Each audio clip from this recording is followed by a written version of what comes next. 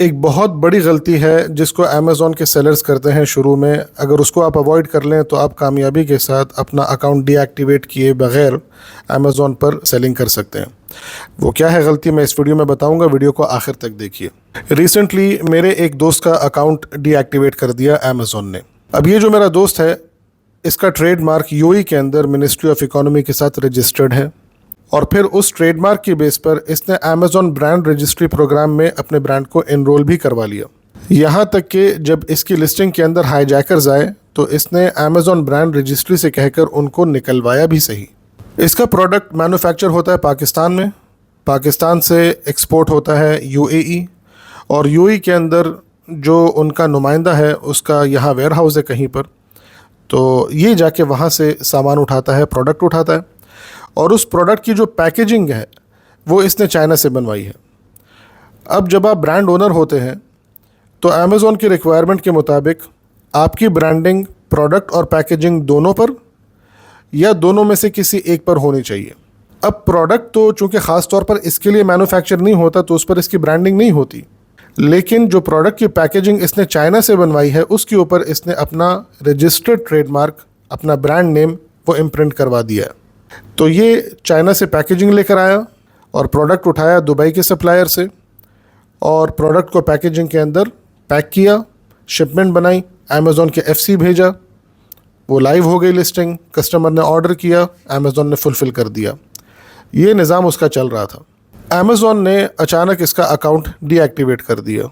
अब इसे बड़ा ताज्जुब हुआ कि ट्रेडमार्क तो मेरे नाम पर है, ब्रांड का ओनर मैं खुद हूँ, तो अब अमेज़ॉन किस बात की इनवॉइस मांग रहा है, क्या डॉक्यूमेंट्स अमेज़ॉन को चाहिए। अमेज़ॉन ने डीएक्टिवेशन की रीज़न ये बताई कि हमें पता लगाना है कि आपका प्रोडक्ट कहाँ मैन्युफैक्चर होता है। अगर आप खुद मैन्युफैक्चर करते हैं तो आप अपनी मैन्युफैक्चरिंग फैसिलिटी का लाइसेंस हमें दिखाएं, और फिर आप हमें सर्टिफिकेट दिखाएं गुड मैन्युफैक्चरिंग प्रैक्टिसेस का, जीएमपी, कि आपकी जो मैन्युफैक्चरिंग प्रोसेस है वो बिल्कुल ठीक है। और फिर आप हमें ऐसी डॉक्यूमेंटेशन दिखाएं जिससे हमें पता चले कि आप रॉ मटेरियल कहाँ से सोर्स करते हैं।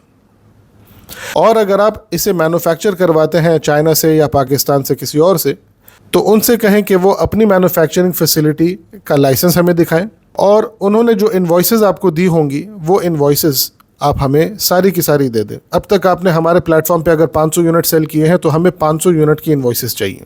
तो इसने अमेज़ॉन को कॉल की और अमेज़ॉन से कहा कि जनाब मैं तो दुबई से एक सप्लायर से उठाता हूँ और उसने कभी मुझे इनवॉइस दी नहीं, और मुझे इनवॉइस की कभी ज़रूरत भी नहीं महसूस हुई, क्योंकि मेरा अपना प्रोडक्ट है, मेरा अपना ट्रेडमार्क है, मैं खुद ब्रांड ओनर हूँ, तो मैं क्यों इनवॉइस लेकर बैठूँ। तो अमेज़ॉन ने कहा कि इसके अलावा कोई रास्ता नहीं, अगर आप दुबई में किसी सप्लायर से उठाते हैं तो उसकी इनवॉइस आपको दिखानी पड़ेगी। तो इसने अपने सप्लायर से रब्ता किया और उससे कहा कि मुझे इनवॉइसेस चाहिए। अमेज़ॉन ने मेरा अकाउंट डीएक्टिवेट कर दिया, और इसके सप्लायर ने इससे कहा कि भाई यूएई के अंदर मेरी कोई कंपनी नहीं है, मैं तो किसी और बिजनेस के साथ उनके वेयरहाउस में अपना सामान रखवा देता हूँ और वो मेरी तरफ से सामान को सप्लाई कर देते हैं, लेकिन उन्होंने कहा कि वो अपने लाइसेंस के ऊपर और अपने लेटर हेड के ऊपर हमें इनवॉइस बना के नहीं देंगे, तो मैं तो सॉरी आपको इनवॉइस नहीं दे सकता। तो फिर इसने कहा कि ठीक है, जो पाकिस्तान में आपकी फैसिलिटी है मैन्युफैक्चरिंग, उसके डॉक्यूमेंट्स मुझे दे दें। तो उसने कहा कि जी वहाँ पर जो हमारे डॉक्यूमेंट्स हैं वो हम आपको क्यों दें, आप वहाँ से थोड़ी मैन्युफैक्चर करवाते हैं, आप तो हमसे लेते हैं। तो अब ये बंदा फंस गया है, इनवॉइस इसके पास है नहीं और मैन्युफैक्चरिंग फैसिलिटी इसको डॉक्यूमेंट्स देने को तैयार नहीं है। नतीजा क्या निकला कि इसका ट्रेडमार्क जिसके ऊपर इसने 8,000 दरम लगाए थे वो भी इसको अब डीएक्टिवेशन से नहीं बचा सका।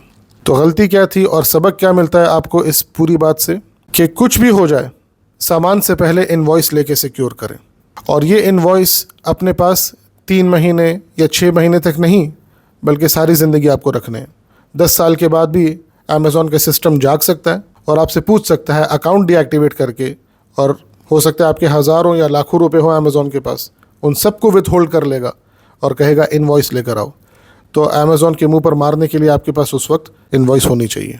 वो इनवॉइस चाहे आप हार्ड कॉपी में रखें, चाहे सॉफ्ट कॉपी में रखें, किसी यूएसबी के अंदर रखें, और उस यूएसबी को किसी ख़ास तिजोरी के अंदर रख लें, क्योंकि किसी भी वक्त अमेज़ॉन आपसे ये सारे डॉक्यूमेंट्स मांग सकता है। तो इनवॉइस के बग़ैर कभी भी न मैन्युफैक्चरर से और न सप्लायर से, किसी से भी इनवॉइस के बग़ैर सामान ना उठाएं। चाहे आपको मुफ्त में सामान कोई दे रहा और कहे कि अमेज़ॉन पे सेल करो अपने अकाउंट से, लेकिन इनवॉइस नहीं मिलेगी, हरगिज़ कबूल ना करें। सिर्फ वो सामान सेल करें कि जिसको आप इनवॉइस से जस्टिफाई कर सकें। और उस इनवॉइस के ऊपर आपके सप्लायर की डिटेल्स सारी होनी चाहिए और वो वेरीफाइबल होना चाहिए। और आपकी भी वो डिटेल्स जो आपने अमेज़ॉन सेलर सेंट्रल में एंटर की थी वो होनी चाहिए। कंपनी का नाम या ब्रांड का नाम, आपका नाम, आपका मोबाइल नंबर और ईमेल एड्रेस, और आपका एड्रेस या रेजिडेंशियल या कमर्शियल वो भी उसके अंदर होना चाहिए। वरना अमेज़ॉन कहेगा कि ये आपने किसी और की इनवॉइस उठा के हमें दे दी, और उसके ऊपर पेड स्टैम्प भी होना चाहिए। तो अगर आप सेफली अमेज़ॉन के ऊपर सेलिंग करना चाहते हैं और डीएक्टिवेशन से बचना चाहते हैं तो आप सारे डॉक्यूमेंट्स को आम तौर पर और इनवॉइसेस को ख़ास तौर पर महफूज करके रखें। वरना किसी भी वक्त जब अमेज़ॉन के सिस्टम की मर्जी होगी तो वो अकाउंट को डीएक्टिवेट कर देगा, इल्ज़ाम आप पे लगाएगा और सबूत भी आपसे मांगेगा कि अब अपनी सफाई पेश करते रहो। तो चलें, अपना ख्याल रखें, सारे डॉक्यूमेंट्स इंटैक्ट रखें और डीएक्टिवेशन से बचें। अस्सलामु अलैकुम।